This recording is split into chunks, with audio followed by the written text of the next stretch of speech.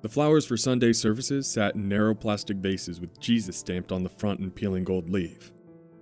The carnations were papery and smelled like refrigerated cabbages. Kyle brushed a vase with his shoulder and caught it before it hit the floor. He dropped his flashlight and it spun away, skittering into the darkness. The lodge was a long, freestanding building next to the Methodist church. It was part storage, part Sunday school classroom, and part reception hall. It had an air of having once been possibly a barn or garage. Poured concrete floors, various closets and rooms added and subtracted over the years, aluminum and plastic siding slapped on the outer walls, and all painted the same cheerful robin's egg blue. The wood-paneled walls were thin and warped in places, thatched with pieces of scotch tape, crepe paper, and gummy old balloons. The whole building smelled like greasy sugar, a buttercream frosting gone sour, flat beer and cigarette smoke, of fried onions caramelized to burnt, and maple syrup, crystalline and dried from too many pancake breakfasts in the August heat. Metal folding chairs hunched in a dark corner, and a small, squat shape bubbled and hissed, a dented keg. Even in early December, the lodge was muggy. The concrete floors were warm and damp, the long hallway-like room airless and sticky. Kyle felt sweat start beating on the back of his neck.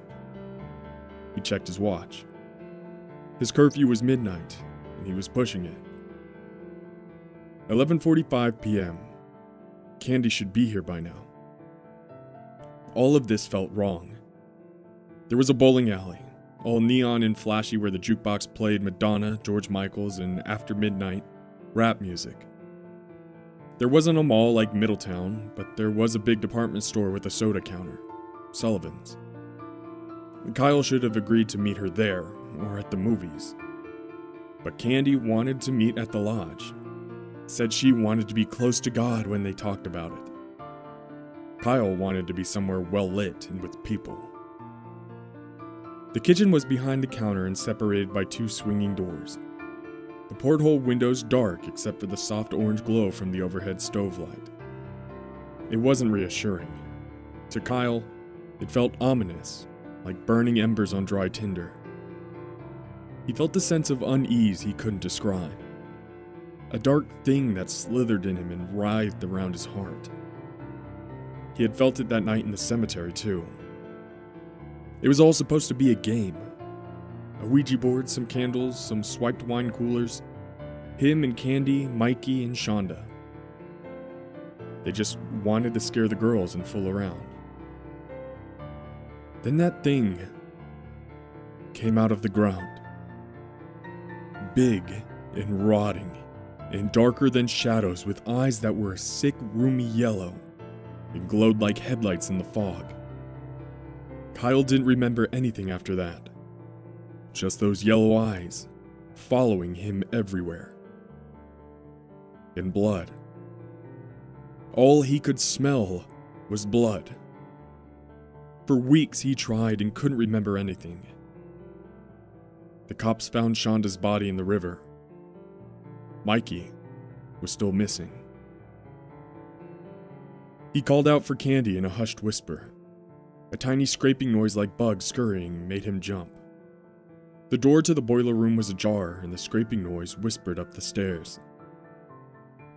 The boiler room and basement of the lodge was the height of hillbilly engineering. The breezeway led straight into the basement, and the door opened sideways into the stairwell. The hot water heater was tucked where the first step would be, and most of the congregation knew how to straddle the heater, then swing their left leg down, while holding onto a utility shelf set in the opposite side of the stairwell. Kyle opened the door and leaned into the empty darkness. He could hardly hear anything over the low rumble of the water heater and the faint scratching. "Candy," he called out in a stage whisper. "Hurry up," she called back. From the top of the stairs, he could see the single bulb that lit the basement swinging idly. The scraping continued. Whispers of sound.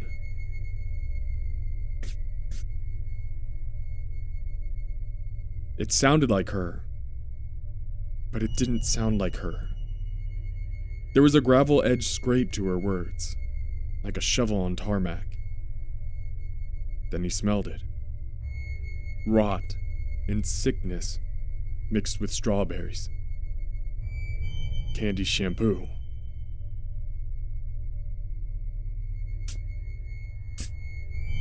Kyle swung down the staircase, missing the last 2 steps and landing hard on the flagstones at the base of the stairs. He looked up and he saw her. Candy's feet swung inches from the dirt floor. She had Mikey's flannel wrapped around her neck, so tight, the soft fabric was cutting into the thin skin of her throat. Her eyes bulged, gluey and wet in the dimness. Her lips stretched in a predatory grin. Her hands and feet twitched a spasmodic dance. Panic slammed in his ears and he could feel her all over his skin, gritty and crawling like grave dirt. She twitched, an erratic pop of movement like someone was jerking the shirt. Raising her head, she looked at him with clouded yellow eyes. He scrambled backwards, landing on his ass, then crab crawling to the stairs. A high animal shriek snapped off the walls, and it wasn't until Kyle was upstairs that he realized the sound was him. He burst through the thin plywood door and out into the field behind the church. It was there, waiting for him. He could see its yellow eyes, smell the sickness and the rot that rolled off of it. Behind it were 2 figures, young girls. He could see Shonda's braid hanging limply over her shoulder in the bright winter moonlight. He started screaming and didn't stop, even after what was left of Mikey dragged itself toward him, with yellow eyes glowing. Even after it started biting, he kept screaming.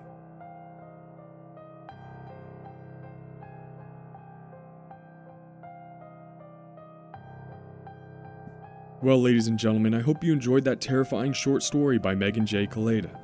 This was actually submitted to me on Instagram, so if any of you have stories you want to submit, you can send it to my email, on Twitter, or on Instagram. Thank you, Megan, for sharing this story with me and allowing me to narrate this. If you enjoyed the video, please make sure to hit that like button, click subscribe, and the little bell so you can be notified when my videos pop up. And as always, my Darkness Militia, have a terrifying evening.